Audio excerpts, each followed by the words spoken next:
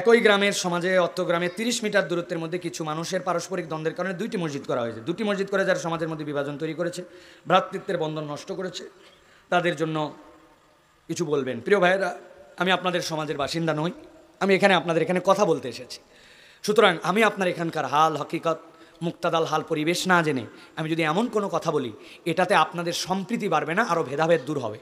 আমাদের টার্গেট ইসলাম দিয়ে ভালোবাসায় সম্প্রীতি বাড়ানো।